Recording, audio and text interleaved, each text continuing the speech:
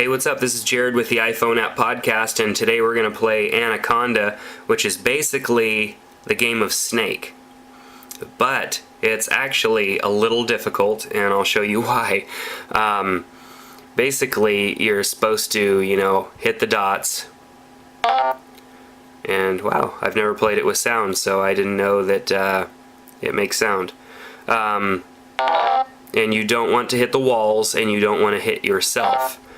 Now it's hard because you're clicking the screen and it doesn't give you just kind of have to figure out which way is what. And it is a little hard because depending on where you click on the screen, it's going to turn.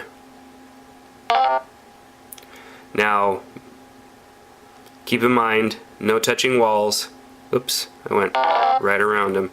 And don't run into yourself. See, that's one thing that confuses me is without arrows to click on to tell you what direction you're going, I sometimes click the wrong way. So it does make it a little more difficult, but that's okay. Difficulty is a good thing. Adds a little bit of a challenge, means you really got to be paying attention to this game. So it's a fun game though. I mean, if you remember back in the cell phone days, ooh, my goodness, I need to stop talking and start playing. Back in the early cell phone days of the Nokia, Snake was like, the only game that you could get on a cell phone. See, and the green ones disappear after a while, and so you have to be quick to get to them. The red ones, oh goodness, see, look at that. It's kind of difficult for me because I don't have arrows to click on. So the red ones don't disappear until you go over them. The green ones, on the other hand, only show up from time to time. So the object of the game, obviously, is to increase your score. Obviously, the only way to increase your score is to hit these little dots. Alright, well, I think I just beat my last high score. Oh. That was lame. Look at that. See, I got cocky and, oops, I spelled my name right. Anyways, so that's the game right there, and it's actually quite fun. If you turn the sound off on the side of your phone, then it's gonna mute the sound to the game, which I've noticed that some games don't mute when you do that.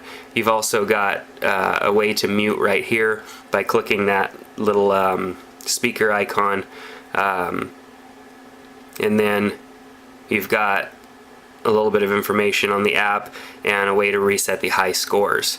So this is a fun game, Anaconda, which basically is Snake, for those of you who know what Snake is.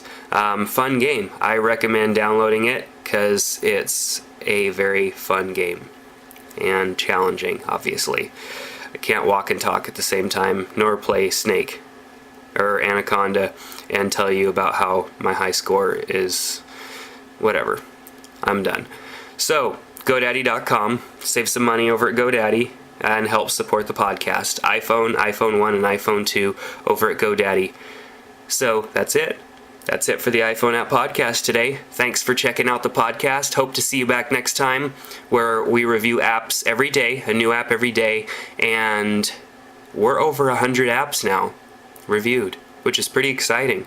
So go over and check out the iPhoneAppPodcast.com, where all of the app reviews are searchable by cost, by category, and yes, it's just amazing. So until next time, this is Jared with the iPhone App Podcast. Take care.